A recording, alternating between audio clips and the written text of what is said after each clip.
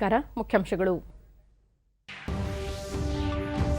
ಶಾಸಕರು ಸಂಸದರೊಂದಿಗೆ ಇಂದು ಮುಖ್ಯಮಂತ್ರಿ ಬಸವರಾಜ ಬೊಮ್ಮಾಯಿ ಸಮಾಲೋಚನೆ.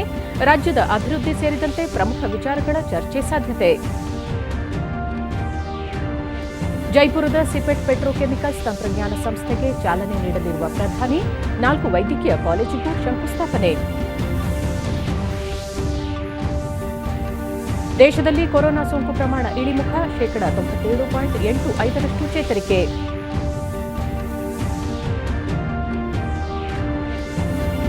ಸೇನಾ ಬಲವರ್ಧನೆಗೆ ಮಹತ್ವದ ಕ್ರಮ.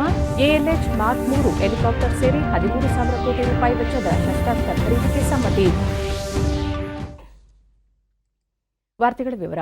ಮುಖ್ಯಮಂತ್ರಿ ಬಸವರಾಜ ಬೊಮ್ಮಾಯಿ ಬೆಂಗಳೂರಿನಲ್ಲಿಂದು ತಮ್ಮ ಅಧಿಕೃತ ನಿವಾಸದಲ್ಲಿ ಬಿಜೆಪಿ ಶಾಸಕರು ಮತ್ತು ಸಂಸದರೊಂದಿಗೆ ಸಮಾಲೋಚನೆ ನಡೆಸುತ್ತಿದ್ದು ವಿವಿಧ ವಿಷಯಗಳ ಕುರಿತು ಚರ್ಚಿಸುತ್ತಿದ್ದಾರೆ.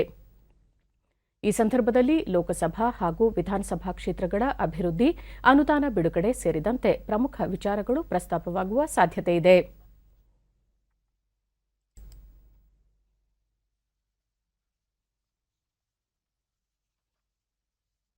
ದೇಶದ ಎಲ್ಲ ಮಕ್ಕಳಿಗೂ ಉತ್ತಮ ಗುಣಮಟ್ಟದ ಶಿಕ್ಷಣ ಒದಗಿಸುವುದರ ಮೂಲಕ ಸ್ವಾವಲಂಬಿ ಹಾಗೂ ಅಭಿವೃದ್ಧಿ ಭಾರತವನ್ನಾಗಿ ಪರಿವರ್ತಿಸುವ ಮೂಲ ಉದ್ದೇಶದೊಂದಿಗೆ ರಾಷ್ಟ್ರೀಯ ಶಿಕ್ಷಣ ನೀತಿ 2020 ಜಾರಿಗೆ ತರಲಾಗುತ್ತಿದೆ ಎಂದು ಪ್ರಾಥಮಿಕ ಮತ್ತು ಪ್ರೌಢಶಿಕ್ಷಣ ಸಚಿವ ಬಿಸಿ ನಾಗೇಶ್ ಬೆಂಗಳೂರಿನಲ್ಲಿ ನಿನ್ನೆ ತಿಳಿಸಿದ್ದಾರೆ. ಮಾನ್ಯತೆ ಪಡೆದ ಅನುದಾನ ರಹಿತ ಖಾಸಗಿ ಶಾಲೆಗಳ ಸಂಘ ಆಯೋಜಿಸಿದ್ದ ಅತ್ಯುತ್ತಮ ಶಿಕ್ಷಕ ಪ್ರಶಸ್ತಿ ಪ್ರದಾನ ಕಾರ್ಯಕ್ರಮದಲ್ಲಿ 38 ಅತ್ಯುತ್ತಮ ಶಿಕ್ಷಕರನ್ನು ಸನ್ಮಾನಿಸಿ ಮಾತನಾಡಿದ ಅವರು, ಎನ್ಇಪಿ ಅನುಷ್ಠಾನದ ಕುರಿತು ಚರ್ಚೆ ನಡೆಸಿಲ್ಲ ಎಂಬ ಆರೋಪ ಸತ್ಯಕ್ಕೆ ದೂರವಾದದ್ದು. ಶಿಕ್ಷಣ ತಜ್ಞರು, ಶಿಕ್ಷಕ ಸಮುದಾಯ, ಪೋಷಕರು, ತರಬೇತಿ ಸಂಸ್ಥೆಗಳು, ಶಿಕ್ಷಣ ಕ್ಷೇತ್ರದಲ್ಲಿ ಹಲವು ವರ್ಷಗಳಿಂದ ತೊಡಗಿಸಿಕೊಂಡವರು ಸೇರಿದಂತೆ ಕ್ಷೇತ್ರದ ಪರಿಣತರೊಂದಿಗೆ ಚರ್ಚಿಸಿ ಇಸ್ರೋ ಮಾಜಿ ಅಧ್ಯಕ್ಷ ಕಸ್ತೂರಿ ರಂಗನ್ ಅವರ ಅಧ್ಯಕ್ಷತೆಯಲ್ಲಿ ಎನ್ಇಪಿ ರೂಪಿಸಲಾಗಿದೆ ಎಂದು ಹೇಳಿದರು. ದೇಶದ ಎಲ್ಲ ಭಾಗಗಳಿಂದ ಎನ್ಇಪಿ ಕುರಿತು ಸಾರ್ವಜನಿಕರಿಂದ ಸಲಹೆ ಸೂಚನೆ ಪಡೆದು ಪರಿಶೀಲಿಸಲಾಗಿದೆ. ವಿದ್ಯಾರ್ಥಿಗಳು, ಸಂಶೋಧನಾ ಸಂಸ್ಥೆಗಳು ಸಹ ಅತ್ಯಮೂಲ್ಯ ಸಲಹೆಗಳನ್ನು ನೀಡಿವೆ ಎಂದರು. ಮುಂಬರುವ ಜಾಗತಿಕ ಬಂಡವಾಳ ಹೂಡಿಕೆದಾರರ ಸಮಾವೇಶವನ್ನು ಬೆಂಗಳೂರಿನಲ್ಲಿ ಆಯೋಜಿಸಲಾಗುವುದು ಎಂದು ಬೃಹತ್ ಮತ್ತು ಮಧ್ಯಮ ಕೈಗಾರಿಕಾ ಸಚಿವ ಮುರುಗೇಶ್ ನಿರಾಣಿ ಬೆಳಗಾವಿಯಲ್ಲಿ ನಿನ್ನೆ ತಿಳಿಸಿದ್ದಾರೆ. ಜಿಲ್ಲೆಯಲ್ಲಿನ ಸಕ್ಕರೆ ಕಾರ್ಖಾನೆ ಮಾಲೀಕರ ಸಭೆ ನಡೆಸಿದ ಬಳಿಕ ಅವರು 10 ಲಕ್ಷ ಕೋಟಿ ರೂಪಾಯಿಗೂ ಅಧಿಕ ಬಂಡವಾಳ ಹೂಡಿಕೆ ಆಕರ್ಷಿಸುವ ಉದ್ದೇಶ ಹೊಂದಲಾಗಿದ್ದು, ಇದರಿಂದ ರಾಜ್ಯದಲ್ಲಿ ಹೆಚ್ಚಿನ ಉದ್ಯೋಗಾವಕಾಶ ಸೃಷ್ಟಿಯಾಗಲಿವೆ ಎಂದು ಹೇಳಿದರು. ಗಡಿ ಜಿಲ್ಲೆಗಳಲ್ಲಿ ಒಂದು ಜಿಲ್ಲೆ ಒಂದು ಉತ್ಪನ್ನ ಯೋಜನೆಯಡಿ ಕೈಗಾರಿಕೆಗಳ ಅಭಿವೃದ್ಧಿಗೆ ಒತ್ತು ನೀಡಲಾಗುವುದು. ರಾಜ್ಯದ ಕೆಲ ಜಿಲ್ಲೆಗಳಲ್ಲಿ ಉದ್ಯಮದಾರರಿಗೆ ಸರ್ಕಾರದಿಂದ ನೀಡಲಾಗುವ ಸೌಲಭ್ಯಗಳ ಕುರಿತು ಜಾಗೃತಿ ಮೂಡಿಸಲಾಗುವುದು ಎಂದು ಕೈಗಾರಿಕೆಗಳು ಬರಬೇಕು. ಇಲ್ಲಿರೋದಂಥ ನಿರುದ್ಯೋಗ ಯುವಕರು ಜಾಸ್ತಿ ಕೆಲಸ ಸಿಗಬೇಕು. ಆ ನಿಟ್ಟಿನಲ್ಲಿ ಕೆಲಸ ಮಾಡ್ತಾ ಇದ್ದೀವಿ ಮತ್ತು ನವೆಂಬರ್ 2022ರಲ್ಲಿ ಜಾಗತಿಕ ಬಂಡವಾಳ ಹೂಡಿಕೆದಾರ ಸಮಾವೇಶ ಮಾಡ್ತಾ ಇದ್ದೀವಿ. ಆ ಸಮಾವೇಶದಲ್ಲಿ ಮಿನಿಮಮ್ 10 ಲಕ್ಷ ಕೋಟಿ ರೂಪಾಯಿ ಬರುವಂಥದ್ರ ಕಡೆ ಬಂಡವಾಳ ಆಕರ್ಷಣೆ ಮಾಡೋದ್ರ ಕಡೆ ನಾವು ಕೆಲಸ ಮಾಡ್ತಾ ಇದ್ದೀವಿ. ಮಿನಿಮಮ್ 10 ಲಕ್ಷಕ್ಕಿಂತಲೂ ಹೆಚ್ಚು ನಿರುದ್ಯೋಗ ಕೆಲಸ ಸಿಗುವಂಥದ್ರ ಕಡೆ ಮಾಡ್ತೀವಿ. ಮೈಸೂರು ಪ್ಯಾಲೇಸ್ ಇದು ಬೆಂಗಳೂರ ಮೇನ್ ಪ್ಯಾಲೇಸ್ದಲ್ಲಿ ಡಿಸ್ಟ್ರಿಕ್ಟ್ ಒನ್ ಪ್ರಾಡಕ್ಟ್ ಅನ್ನುವಂಥ ನಿಯಮದಡಿಯಲ್ಲಿ ಎಲ್ಲ ಜಿಲ್ಲೆಗಳಿಗೂ ಒಂದೊಂದು ಪಾರ್ಕ್ ಮಾಡ್ತಾ ಇದ್ದೀವಿ. ಉದಾಹರಣೆಗೆ ಯಾದಗಿರಿ ಹಿಂದುಳಿದ ಜಿಲ್ಲೆ ರಾಯಚೂರದು, ಅಲ್ಲಿ ನಾವು ಫಾರ್ಮಾ ಪಾರ್ಕ್ ಮಾಡ್ತಾ ಇದ್ದೀವಿ. ಸೆಂಟ್ರಲ್ ಗೌರ್ಮೆಂಟ್ 1,000 ಕೋಟಿ ರೂಪಾಯಿ ಕೊಡ್ತಾ ಇದೆ. 3,000 ಕೋಟಿ ರೂಪಾಯಿ ನಾವು 3,000 ಎಕರೆ ಭೂಮಿನ ಎಕ್ವಿಷನ್ ಮಾಡಿದ್ದೀವಿ, ಡೆವಲಪ್ಮೆಂಟ್ ಮಾಡ್ತಾ ಇದ್ದೀವಿ. ಈಗಾಗಲೇ 80ಕ್ಕಿಂತಲೂ ಹೆಚ್ಚು ಡ್ರಗ್ಸ್ ಫಾರ್ಮಾ ಪಾರ್ಕ್ದಲ್ಲಿ ಇಂಡಸ್ಟ್ರಿ ಬರ್ತಾ ಇದೆ. ಇದರಿಂದ ಆ ಭಾಗದಲ್ಲಿರುವಂಥ ನಿರುದ್ಯೋಗ ಸಿಗ್ತಾ ಇದೆ. ದೆಹಲಿಯಲ್ಲಿ ನಿನ್ನೆ ವಿಜ್ಞಾನ ವಸ್ತು ಸಂಗ್ರಹಾಲಯ ಸ್ಥಾಪನೆ ಸಂಬಂಧ ವೈಜ್ಞಾನಿಕ ಮತ್ತು ಕೈಗಾರಿಕಾ ಸಂಶೋಧನಾ ಮಂಡಳಿ ಹಾಗೂ ವಿಜ್ಞಾನ ವಸ್ತು ಸಂಗ್ರಹಾಲಯಗಳ ರಾಷ್ಟ್ರೀಯ ಮಂಡಳಿ ನಡುವೆ ಏರ್ಪಟ್ಟ ತಿಳುವಳಿಕೆ ಪತ್ರಕ್ಕೆ ವಿಜ್ಞಾನ ಮತ್ತು ತಂತ್ರಜ್ಞಾನ ಹಾಗೂ ಭೂವಿಜ್ಞಾನ ಇಲಾಖೆಯ ಸ್ವತಂತ್ರ ಖಾತೆ ಸಹಾಯಕ ಸಚಿವ ಡಾ ಜಿತೇಂದ್ರ ಸಿಂಗ್ ಸಹಿ ಹಾಕಿದರು. ಈ ಸಂದರ್ಭದಲ್ಲಿ ಕೇಂದ್ರ ಸಂಸ್ಕೃತಿ, ಪ್ರವಾಸೋದ್ಯಮ ಮತ್ತು ಈಶಾನ್ಯ ರಾಜ್ಯಗಳ ಅಭಿವೃದ್ಧಿ ಖಾತೆ ಸಚಿವ ಜಿ ಕಿಶನ್ ರೆಡ್ಡಿ ಸೇರಿದಂತೆ ಮತ್ತಿತರರು ಉಪಸ್ಥಿತರಿದ್ದರು. ಬಳಿಕ ಡಾ ಜಿತೇಂದ್ರ ಸಿಂಗ್ ದೇಶದ ಯುವ ಸಮುದಾಯ ಹಾಗೂ ಮಕ್ಕಳಲ್ಲಿ ವೈಜ್ಞಾನಿಕ ಮನೋಭಾವ ಉತ್ತೇಜಿಸುವ ಸಂಬಂಧ ದೇಶಾದ್ಯಂತ ವಿಜ್ಞಾನ ವಸ್ತು ಸಂಗ್ರಹಾಲಯ ಸ್ಥಾಪಿಸಲಾಗುವುದು ಎಂದರು. ದೇಶದ ಎಲ್ಲಾ ವರ್ಗದ ಜನರಲ್ಲಿ ವಿಜ್ಞಾನದ ಬಗೆಗಿನ ಕುತೂಹಲ ಉತ್ತೇಜಿಸುವುದು ಹಾಗೂ ಜಾಗೃತಿ ಮೂಡಿಸುವುದು ಇದರ ಉದ್ದೇಶವಾಗಿದೆ. ಕೋವಿಡ್-19 ಸಾಂಕ್ರಾಮಿಕವು ವಿಜ್ಞಾನ ಮತ್ತು ವೈಜ್ಞಾನಿಕ ಚಿಂತನೆಯತ್ತ ಸಮಾಜದ ಅರಿವು ಹೆಚ್ಚಾಗಬೇಕಿದೆ ಎಂದು ತಿಳಿಸಿದರು.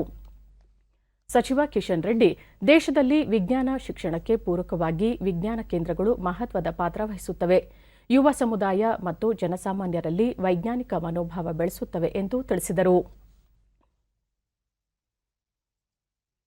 ಪ್ರಧಾನಿ ನರೇಂದ್ರ ಮೋದಿ ಅವರು ಇನ್ನು ಕೆಲವೇ ಕ್ಷಣಗಳಲ್ಲಿ ಜೈಪುರದ ಸಿಪೆಟ್ನ ಪೆಟ್ರೋಕೆಮಿಕಲ್ಸ್ ತಂತ್ರಜ್ಞಾನ ಸಂಸ್ಥೆಯನ್ನು ವಿಡಿಯೋ ಕಾನ್ಫರೆನ್ಸ್ ಮೂಲಕ ಉದ್ಘಾಟಿಸಲಿದ್ದಾರೆ. ಇದೇ ವೇಳೆ ಅವರು ರಾಜಸ್ಥಾನದ ಬನ್ಸ್ವಾರ, ಸಿರೋನಿ, ಹನುಮಾನ್ಘರ್ ಮತ್ತು ದೌಸಾ ಜಿಲ್ಲೆಗಳಲ್ಲಿ ನೂತನ ವೈದ್ಯಕೀಯ ಕಾಲೇಜುಗಳಿಗೆ ಶಂಕುಸ್ಥಾಪನೆ ನೆರವೇರಿಸಲಿದ್ದಾರೆ.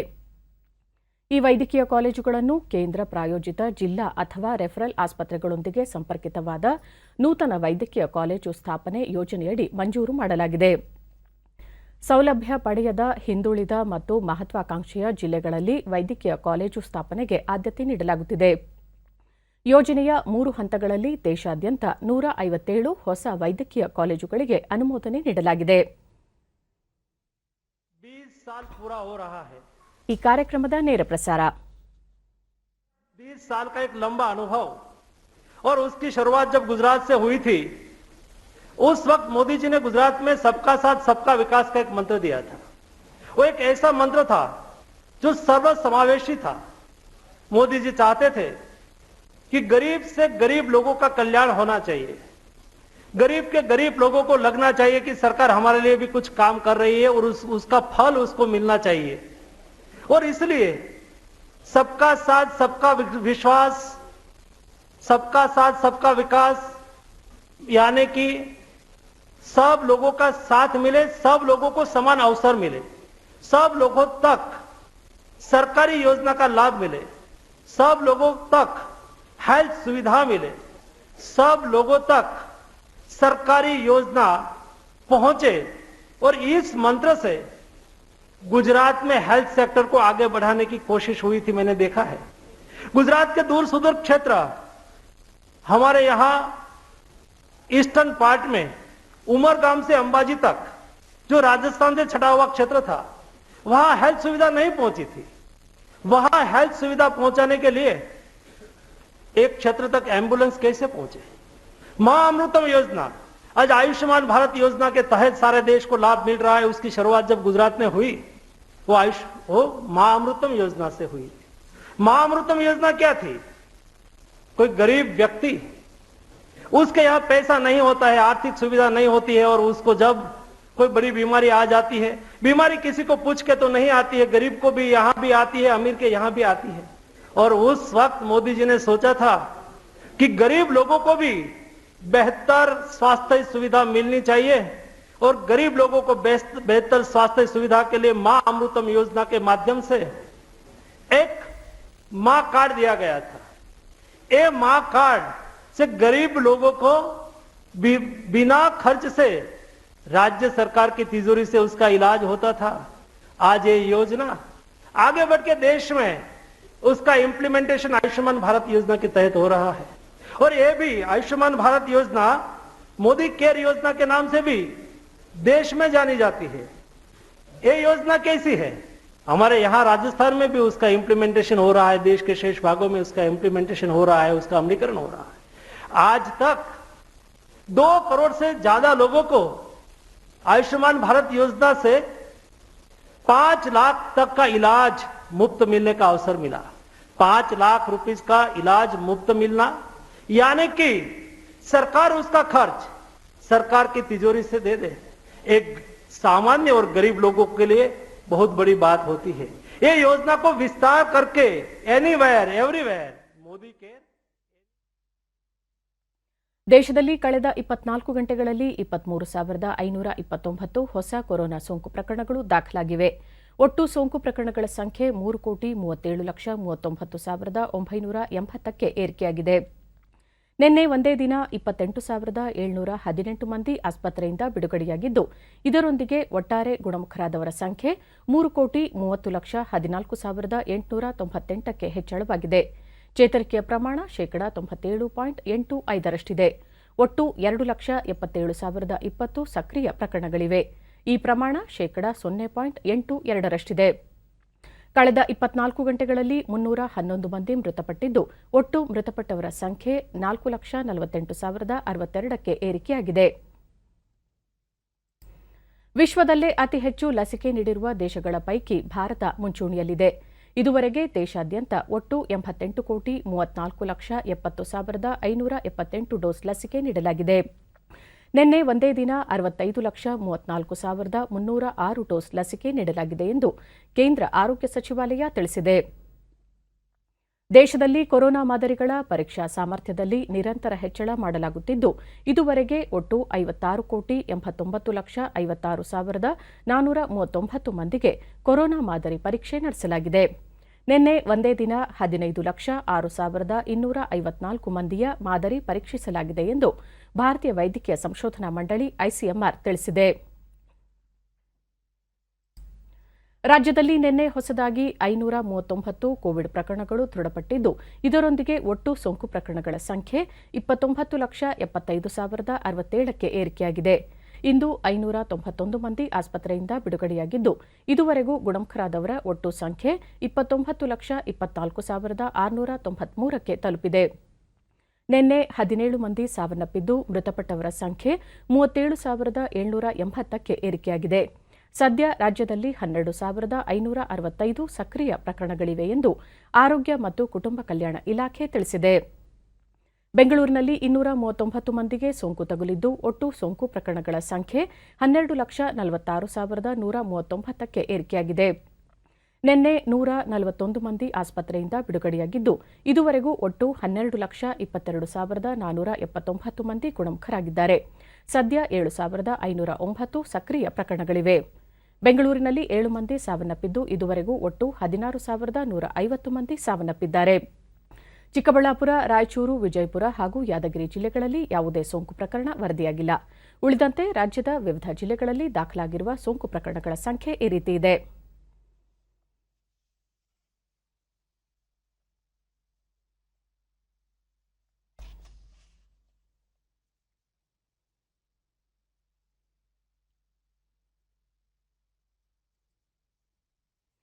ಸೇವೆ ಮತ್ತು ಸಮರ್ಪಣಾ ಅಭಿಯಾನದ ಅಂಗವಾಗಿ ಉಡುಪಿ ಜಿಲ್ಲಾ ಬಿಜೆಪಿ ಕಚೇರಿ ಸಂಕೀರ್ಣದಲ್ಲಿ 3 ದಿನಗಳ ಖಾದಿ ಉತ್ಪನ್ನ ಮೇಳ ಆಯೋಜಿಸಲಾಗಿದೆ. ಖಾದಿ ಉತ್ಪನ್ನ ಖರೀದಿಯನ್ನು ಉತ್ತೇಜಿಸುವ ನಿಟ್ಟಿನಲ್ಲಿ ಪ್ರದರ್ಶನ ಹಾಗೂ ಮಾರಾಟ ಹಮ್ಮಿಕೊಳ್ಳಲಾಗಿದೆ.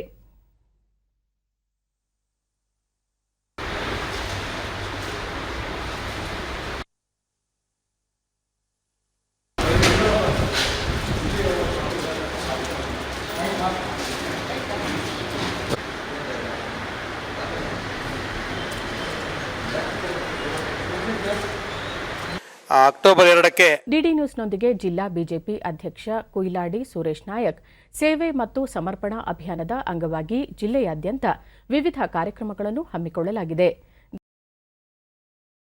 ಸಹ ಆಯೋಜಿಸಲಾಗಿದೆ ಎಂದು ತಿಳಿಸಿದರು.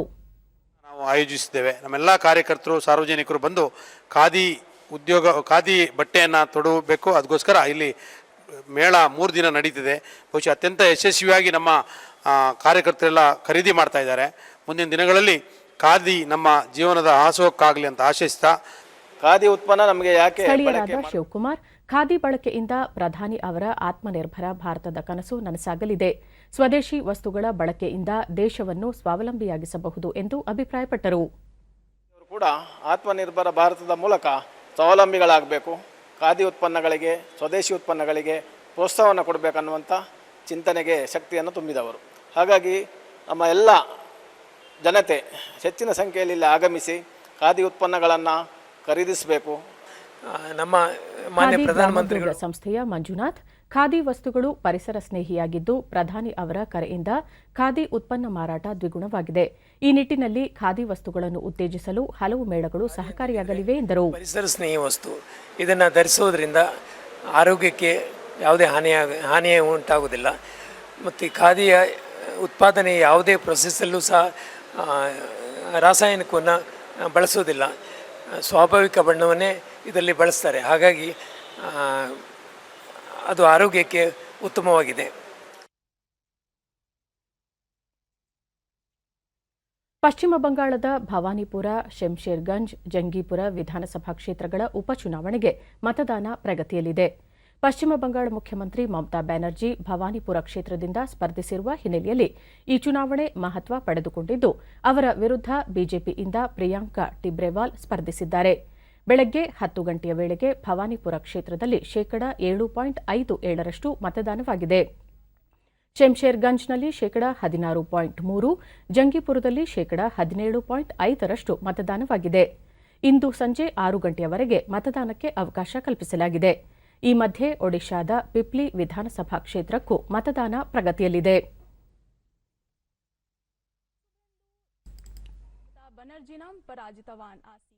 ಭಾರತೀಯ ಸೇನೆಯ ಯುದ್ಧ ಸಾಮರ್ಥ್ಯ ಹೆಚ್ಚಿಸುವ ಸಂಬಂಧ ದೇಶೀಯವಾಗಿ ಅಭಿವೃದ್ಧಿಪಡಿಸಲಾಗಿರುವ ಎಎಲ್ಎಚ್ ಮಾರ್ಕ್ 3 ಹೆಲಿಕಾಪ್ಟರ್ ಒಳಗೊಂಡಂತೆ 13,165 ಕೋಟಿ ರೂಪಾಯಿ ಮೌಲ್ಯದ ಸೇನಾ ಸಲಕರಣೆಗಳ ಖರೀದಿಗೆ ರಕ್ಷಣಾ ಸಚಿವಾಲಯ ಅನುಮೋದನೆ ನೀಡಿದೆ.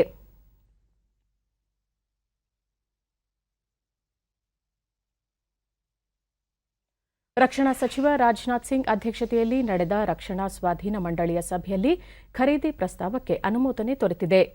118 ಪ್ರಮುಖ ಯುದ್ಧ ಟ್ಯಾಂಕರ್ಗಳಿಗಾಗಿ 7,523 ಕೋಟಿ ರೂಪಾಯಿ, ಹಿಂದೂಸ್ತಾನ್ ಏರೋನಾಟಿಕ್ಸ್ ಲಿಮಿಟೆಡ್ ನಿರ್ಮಿಸಲಿರುವ ಸುಧಾರಿತ ಲಘು ಹೆಲಿಕಾಪ್ಟರ್ಗಳಿಗಾಗಿ 3,850 ಕೋಟಿ ರೂಪಾಯಿ ವೆಚ್ಚವಾಗಲಿದೆ ಎಂದು ರಕ್ಷಣಾ ಸಚಿವಾಲಯ ತಿಳಿಸಿದೆ. ಇದೇ ವೇಳೆ 4,353 ಕೋಟಿ ರೂಪಾಯಿ ಮೌಲ್ಯದ ಇತರ ಪ್ರಸ್ತಾವನೆಗಳಿಗೂ ಅನುಮೋದನೆ ನೀಡಲಾಗಿದೆ. ಮಿರ್ಚಿ ಮತ್ತು ಮಂಡಕ್ಕಿಗೆ ಹೆಸರುವಾಸಿಯಾದ ಕೊಪ್ಪಳ ಜಿಲ್ಲೆಯಲ್ಲಿ ಗುಣಮಟ್ಟದ ಪುರಿಯ ತಯಾರಿಕೆಯಿಂದಲೂ ವಿಶೇಷತೆ ಪಡೆದುಕೊಂಡಿದೆ. ಈ ಭಾಗದಲ್ಲಿ ನೈಸರ್ಗಿಕವಾಗಿ ದೊರೆಯುವ ಕಟ್ಟಿಗೆ, ಶೇಂಗಾ ಚೆಟ್ಟು, ಭತ್ತದ ಹೊಟ್ಟು ಇತ್ಯಾದಿಗಳನ್ನು ಬಳಸಿ ಭಟ್ಟಿಯಲ್ಲಿ ಭತ್ತ ಹಾಕಿ ಮಂಡಕ್ಕಿ ತಯಾರಿಸುವ ಮೂಲಕ ಹಲವರು ತಮ್ಮ ಬದುಕಿಗೆ ಜೀವನಾಧಾರವಾಗಿಸಿಕೊಂಡಿದ್ದಾರೆ. ಈ ಕುರಿತು ಒಂದು ವರದಿ. ಮಕ್ಕಳಿಗಂತೂ ಪುರಿ ಎಂದರೆ ಬಲು ಪ್ರೀತಿ. ಸಂತೆ ಜಾತ್ರೆಗೆ ಹೋದವರು ಪುರಿ ಖರೀದಿಸದೆ ಬರುವುದೇ ಇಲ್ಲ. ಬೇಲ್ಪುರಿಗಂತೂ ಪುರಿ ಬೇಕೇ ಬೇಕು. ಈ ಪುರಿ ಮಾಡುವ ಕಲೆ ಕೊಪ್ಪಳದ ಭಟ್ಟಿಯವರಿಗೆ ಕರಗತವಾಗಿದೆ. ಬಿಳುಪಕ್ಕಿಯ ಮಂಡಾಳು ಭತ್ತದಿಂದ ಮಂಡಕ್ಕಿ ಆಗಬೇಕಾದರೆ ಭಟ್ಟಿಯ ಕಾರ್ಮಿಕರು ಆಳೆತ್ತರ ಏಳುವ ಬೆಂಕಿಯ ಉರಿಯ ಝಳದಲ್ಲಿ, ಬೂದಿಯ ಧೂಳಿನಲ್ಲಿ, ದಟ್ಟ ಹೊಗೆಯ ನಡುವೆ ದುಡಿದರೆ ಮಾತ್ರವೇ ಸಾಧ್ಯ. ಕೊಪ್ಪಳ ನಗರದಲ್ಲಿ ಹಲವು ಕುಟುಂಬಗಳ ಸದಸ್ಯರು ತಲೆತಲಾಂತರದಿಂದ ಮಳೆ ಚಳಿ ಲೆಕ್ಕಿಸದೆ ಹಗಲು ರಾತ್ರಿ ಎನ್ನದೆ ಪುರಿ ಭಟ್ಟಿಯಲ್ಲಿ ದುಡಿಯುತ್ತಾರೆ. ಮಂಡಳ ಭಟ್ಟಿ ಕಾರ್ಮಿಕರು ತಾವು ಕಪ್ಪು ಹೊಗೆಯಲ್ಲಿ ಕಪ್ಪಿಟ್ಟು ಹೋದರೂ ಜನರಿಗೆ ಬೆಳ್ಳನೆಯ ರುಚಿಯಾದ ಕರಂ ಕರಂ ಪುರಿಯನ್ನು ಸಿದ್ಧಪಡಿಸಿ ನೀಡುತ್ತಾರೆ. ಮಂಡಕ್ಕಿ ಭಟ್ಟಿಯವರ ಕೆಲಸದ ಮಧ್ಯರಾತ್ರಿಯಲ್ಲೇ ಶುರುವಾಗುತ್ತದೆ. ಜಗವೆಲ್ಲ ಮಲಗಿರುವ ಮಧ್ಯರಾತ್ರಿಯ 3 ಗಂಟೆಯ ಹೊತ್ತಿನಲ್ಲಿ ಮೊದಲ ಹಂತವಾಗಿ ಭತ್ತವನ್ನು ಕುದಿಸಿ ಹೊರತೆಗೆದು ಒಣಗಿಸಿ ಬಾಣಲೆಯಲ್ಲಿ ಹುರಿಯುವ ದೃಶ್ಯ ಮೈ ಜುಮ್ಮೆನಿಸುತ್ತದೆ. ಹುರಿದ ಭತ್ತವನ್ನು ಬಿಸಿ ಇರುವಾಗಲೇ ನೀರಿನಲ್ಲಿ ಅದಿದರೆ ಪುರಿ ತಯಾರಿಕೆಯ ಒಂದು ಹಂತದ ಕೆಲಸ ಮುಗಿಯುತ್ತದೆ. ಹೊಗೆಯಾಡುವ ಭತ್ತವನ್ನು ಕತ್ತಲಲ್ಲಿ ಒಣಗಲು ಹಾಕಿ ನಂತರ ತಣ್ಣಗಾದ ಮೇಲೆ ಹದಕ್ಕೆ ಬಂದ ಭತ್ತವನ್ನು ಅಕ್ಕಿ ಗಿರಣಿಗೆ ಹಾಕಿ ನುಚ್ಚಾಗದ ಹಾಗೆ ಭತ್ತದ ಹೊಟ್ಟು ಬೇರ್ಪಡಿಸಿ ಅಕ್ಕಿಯನ್ನು ಒಣಗಿಸಿ ಸಂಗ್ರಹ ಮಾಡಿದ ಅಕ್ಕಿಯನ್ನು ಧಗಧಗಿಸುವ ಉರಿಯಲ್ಲಿ ಕಾದ ಸಮುದ್ರದ ಮರಳಲ್ಲಿ ಮಂಡಳ ತಯಾರಿಸಲು ಅಕ್ಕಿಗೆ ಉಪ್ಪಿನ ನೀರು ಕಲಸಲು ಒಬ್ಬರು, ಒಲೆಗೆ ಉರುವಲು ಹಾಕಲು ಒಬ್ಬರು ಮತ್ತು ಮುಖ್ಯವಾಗಿ ಮಂಡಕ್ಕಿ ತಯಾರಿಸುವವರೊಬ್ಬರು, ಹೀಗೆ 3 ಜನರು ಒಟ್ಟಿಗೆ ಶ್ರಮಿಸಿದಾಗ ರುಚಿಯಾದ ಮಂಡಕ್ಕಿ ಸಿದ್ಧ. ಹೀಗೆ ಮಂಡಕ್ಕಿ ಮಾಡುವ ಕಲೆಯನ್ನು ಈ ಜನರು ವಂಶ ಪಾರಂಪರ್ಯವಾಗಿ ಕಲಿತಿದ್ದಾರೆ. ಈ ಬಗ್ಗೆ ಮಂಡಕ್ಕಿ ಭಟ್ಟಿಯ ಹಿರಿಯ ಭಾಷಾ ಸಾಬ್ ಹೇಳೋದೇನು ಗೊತ್ತೇ? ಈಗಿನ ನೋಡ್ರಿ, ನಮ್ಮ ಅಜ್ಜ ಅಪ್ಪನ ಕಾಲಿದ್ದಾನ ಬಂದೈತಿ ಇದು. ಅವಲೇ ಇದು ಅಂದಾಗ ಎಲ್ಲಿ ಹೋಗ್ಬಾರ್ದಂತ ಇಲ್ಲೇ ಇದಾಗ ಕೆಲಸ ಮಾಡ್ಕೊಂತ ಅದೀವಿ ರೀ. ಒಂದು ದಿವ್ಸಕ್ಕೆ 1 ಕ್ವಿಂಟಲ್ ಮಾಡಿಂದೆ ನಮ್ಮ ಮುಂದೆ ಬಂದು ದಿವಸ ಆಗಲ್ಲ ರೀ. 2 ಕ್ವಿಂಟಲ್ 3 ಕ್ವಿಂಟಲ್ ಮಾಡೋಕ್ಕಾಗಲ್ಲ. ದಿವಸ 1 ಕ್ವಿಂಟಲ್ ಮಾಡ್ತೀವಿ. 4-5 ಮಂದಿ ಇದ್ರಾಗ ನಾವು ಕೆಲಸ ಮಾಡ್ತೀವಿ. ಮಂಡಕ್ಕಿ ಮಾರುವ ಮಂಡಕ್ಕಿ ಭಟ್ಟಿಯಲ್ಲಿ ದುಡಿಯುವ ಮಹಿಳೆಯರು ತಮ್ಮ ಈ ಕಾಯಕದ ಬಗ್ಗೆ ಹೀಗೆ ಹೇಳುತ್ತಾರೆ. 6 ಜನ ಬೇಕ್ರಿ ಕೆಲಸ ಮಾಡಾಕ. ತೌಡು ಇದ್ರ ಕೆಲಸ ರೀ, ಕರೆಂಟ್ ಇದ್ರ ಕೆಲಸ ರೀ, ಭತ್ತ ಇದ್ರ ಕೆಲಸ ರೀ, ಮಳೆ ಬಂದ್ರಂದ್ರ ಅದು ಕೆಲಸನ ಇಲ್ಲ. 75 ಕೆಜಿಗೆ ಒಂದು 5.5 ಚೀಲ ಆಗ್ತಾವ್ರಿ. ವ್ಯಾಪಾರ ಮಾಡ್ತೀನಿ. ಇದ್ರಾಗೇನ್ರಿ 3 ಚೀಲ ಮಾರಿದ್ರೆ ಒಂದು 100, 200, 250 ಉದ್ರಿ ಪದ್ರಿ ಹಾಕಿದ್ರೆ 250 ಮಟ್ಟ ಬರಂಗಿಲ್ಲ. ಮತ್ತೆ ರೊಕ್ಕಡಿ ಬಂತಂದ್ರೆ 250 ಸಿಗ್ತೈತಿ. ಮಂಡಾಳು ಭಟ್ಟಿಯಲ್ಲಿ ಹಗಲು ರಾತ್ರಿ ದುಡಿಯುವುದಾಗಿ ಮತ್ತು ಮಾರುಕಟ್ಟೆ ಮಾಡುವುದಾಗಿ ಕಾರ್ಮಿಕರು ಹೇಳುತ್ತಾರೆ. ಮಂಡಾಳ ತಯಾರಾಗೋದನ್ನ ನಾ ಮಾರ್ಕೆಟಿಂಗ್ ಮಾಡ್ತೀನಿ.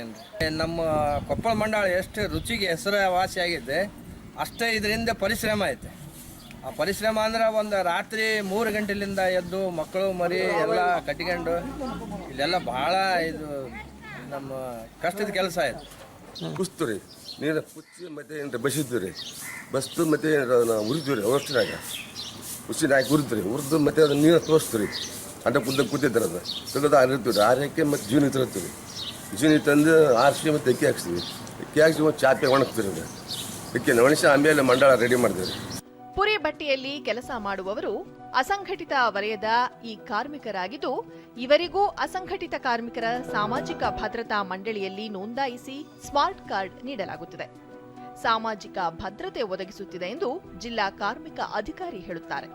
5973 ಅಸಂಘಟಿತ ವಲಯದ ಕಾರ್ಮಿಕರು ಇದರ ಪ್ರಯೋಜನವನ್ನು ಪಡೆದುಕೊಂಡಿರುತ್ತಾರೆ. ಹಾಗೂ ಈ ಒಂದು ಅಸಂಘಟಿತ ಕಾರ್ಮಿಕರ ಸಾಮಾಜಿಕ ಭದ್ರತಾ ಮಂಡಳಿಗೆ ಈ ಎಲ್ಲ ವರ್ಗದ ಕಾರ್ಮಿಕರು ನೋಂದಣಿ ಮಾಡಿಕೊಂಡು ಹಾಗೂ ಮುಂದೆ ಇನ್ನೂ ಹೆಚ್ಚಿನ ಧನ ಸಹಾಯಗಳನ್ನು ಆ ವಲಯದ ಕಾರ್ಮಿಕರಿಗೆ ಸೇರ್ಪಡೆಯಾದಲ್ಲಿ ಅದನ್ನು ತೆಗೆದುಕೊಳ್ಳಲು ಅವರು ಅರ್ಹರಾಗುತ್ತಾರೆ. ರಾತ್ರಿ ಇಡೀ ದುಡಿದು ಬೆಂಕಿಯ ಹೊಗೆಯಲ್ಲಿ ಬಿಸಿಯಲ್ಲಿ ಬೆವರು ಸುರಿಸಿ ಗರಿಗರಿ ಪುರಿ ನೀಡುವ ಈ ಭಟ್ಟಿಯ ಜನರು ಬಾಳು ಗಟ್ಟಿಯಾಗಲಿ. ಸ್ಥಳೀಯತೆಗೆ ನಾವು ನೀವೆಲ್ಲ ಧ್ವನಿಯಾಗಿ ಇಂತಹ ಉತ್ಪನ್ನಗಳನ್ನು ಖರೀದಿಸಿ ಪ್ರೋತ್ಸಾಹಿಸಬೇಕು ಅಲ್ಲವೇ?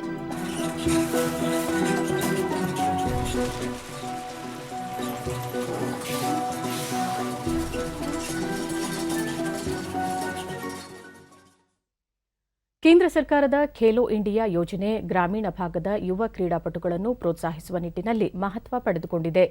ಉತ್ತರ ಕನ್ನಡ ಜಿಲ್ಲೆಯ ಹಳಿಯಾಳ ತಾಲೂಕಿನ ದೊಡ್ಡಕೊಪ್ಪ ಗ್ರಾಮದ ಕುಸ್ತಿಪಟು ಲೀನಾ ಸಿದ್ದಿ ಕೇಂದ್ರ ಸರ್ಕಾರದ ಖೇಲೋ ಇಂಡಿಯಾ ಯೋಜನೆಯಡಿ ಮಾಸಿಕ ಸಹಾಯಧನ ಪಡೆಯುತ್ತಿದ್ದು ಈಗಾಗಲೇ ರಾಜ್ಯ ಮತ್ತು ರಾಷ್ಟ್ರಮಟ್ಟದ ಹಲವು ಕುಸ್ತಿ ಪಂದ್ಯಗಳಲ್ಲಿ ಭಾಗವಹಿಸಿ ಹಲವು ಪದಕಗಳನ್ನು ಪಡೆದಿದ್ದಾರೆ. ನಿರಂತರ ಅಭ್ಯಾಸದಲ್ಲಿ ತೊಡಗಿರುವ ಇವರು ಮತ್ತಷ್ಟು ಸಾಧನೆ ಮಾಡುವ ಅಚಲ ವಿಶ್ವಾಸ ಹೊಂದಿದ್ದಾರೆ.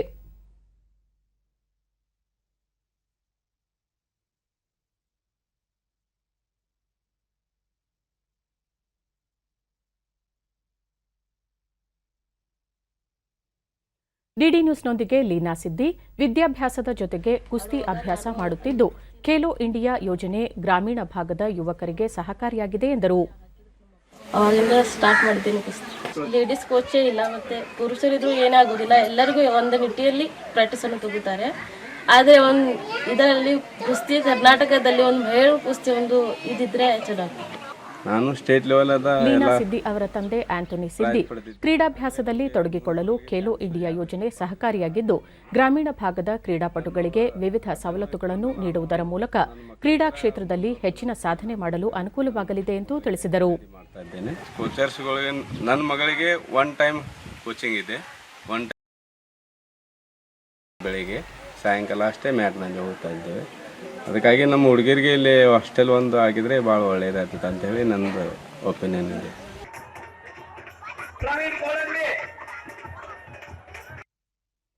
ಸೆನ್ಸೆಕ್ಸ್ ಮುಂಬೈ ಷೇರು ಮಾರುಕಟ್ಟೆಯಲ್ಲಿಂದು ಆರಂಭಿಕ ವಹಿವಾಟಿನಲ್ಲಿ ಷೇರು ಸಂವೇದಿ ಸೂಚ್ಯಂಕ ಸೆನ್ಸೆಕ್ಸ್ 40 ಅಂಕಗಳ ಇಳಿಕೆ ಕಂಡು 59,373ರಲ್ಲಿ ವಹಿವಾಟು ಆರಂಭಿಸಿದೆ.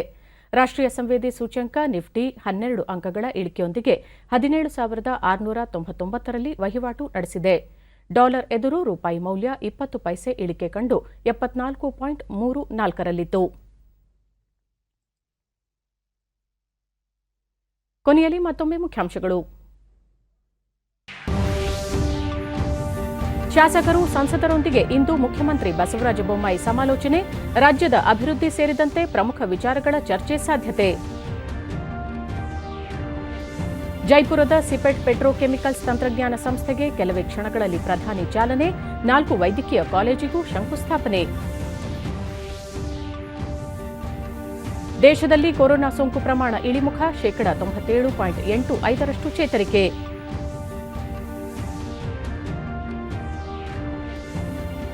ಸೇನಾ ಬಲವರ್ಧನೆಗೆ ಮಹತ್ವದ ಕ್ರಮ, ಎಎಲ್ಎಚ್ ಮಾರ್ಕ್ 3 ಹೆಲಿಕಾಪ್ಟರ್ ಸೇರಿ 13,000 ಕೋಟಿ ರೂಪಾಯಿ ವೆಚ್ಚದ ಶಸ್ತ್ರಾಸ್ತ್ರ ಖರೀದಿಗೆ ಸಮ್ಮತಿ. ನಮ್ಮ ವಾರ್ತಾ ಪ್ರಸಾರವನ್ನು ನೀವು ಡಿಡಿ ಚಂದನ ನ್ಯೂಸ್ ಯೂಟ್ಯೂಬ್ ಚಾನೆಲ್ನಲ್ಲೂ ವೀಕ್ಷಿಸಬಹುದು.